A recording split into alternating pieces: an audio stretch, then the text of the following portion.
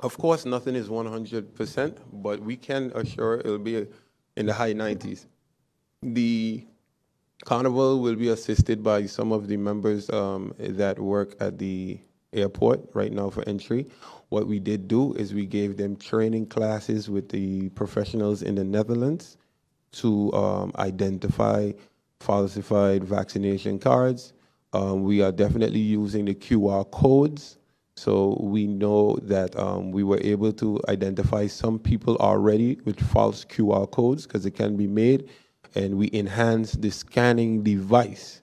So as time go on, technology will get better. We learn more, and I'm confident to say that we will be in the high 90s of a surety. Nothing is 100%, but we have increased our technology and expand the knowledge of our staff by offering them training via the professionals in the Netherlands.